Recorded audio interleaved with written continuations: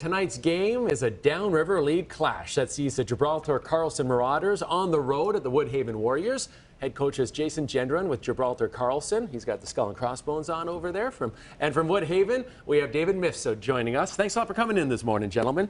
So, David, let's start with you. Your team's lost a couple in a row. How do you get the boys pumped up for this game tonight? Well, you don't have to do a lot to get pumped up for this game.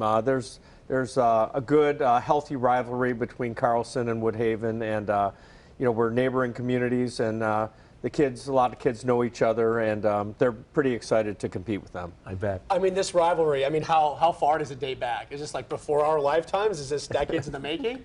Yeah, as far as I know, Coach and I are relatively new to the league, so from that standpoint, I think it's the same. But this goes back. I mean, these communities have been playing football for a long time, so it means a lot to a lot of people. Well, for both coaches, I mean, what is it different when it's a rivalry game on the line with what you tell the guys before the game? Certainly, we talk about throwing the records out of this thing, and we certainly know that we're going to get the best shot from Woodhaven tonight. So, it's a fierce rivalry. It's fun. But there's also a lot of respect to it, too. I've got a lot of respect for Coach and the way they do things over there at Woodhaven. So, we're looking forward to it tonight.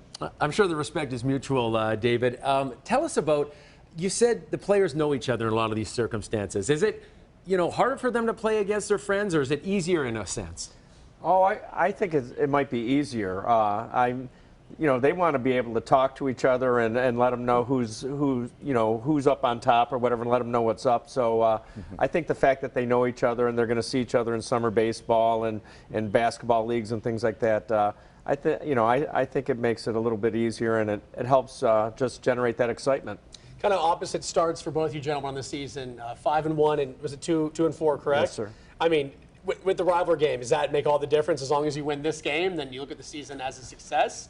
Or is it still, we got to get to the postseason and go from there? Well, I think for us, it helps us. It helps motivate us, and it gives us something to look forward to. I'm kind of for them. I'm hoping that they, are feeling real content with themselves and maybe take it a little bit easy looking at our record right now. But I think for us, again, it just is something to really look forward to at this point. Yeah, for us, like I said earlier, you throw the records out of it. Okay, we are off to a really good start. Dropped the first game, but have really come a long way. All of our goals are in front of us that we set out to win the league championship, to win the first district in school history. So for us, we stay locked in 1 week at a time. Like I told the kids, keep the main thing the main thing. Let's go 1-0 this week, and if we take care of tonight, then everything else is still in front of us. Jason, I want to touch on, coaching young men as a whole. I mean, when I was in football, all I wanted to do is like play sports, play football, get in the field. But there's so much more. You got your academics, you got family life. How do you kind of fit that all into the season and remind them there's more than just football? Yeah, for sure. And you add social media into it too. So, for me, I had great mentors, growing up, and that's the reason why I got into teaching and coaching, was some of the men that impacted me. So for me to be there for these guys in the building, on the football field, it's very important to me. So just giving back, I take a lot of pride in what I do. And, what about for you, David? Is it kind of the same thing that, you're there as a mentor for these children, not just a coach? Yeah, so I've been doing this a long time, and actually with this group, I didn't get hired till the middle of June. So, our relationships are just forming right now and just building right now. But I've been doing it a long time, and the kids that I coach, a lot of them I'm very close to. It's almost like extended family.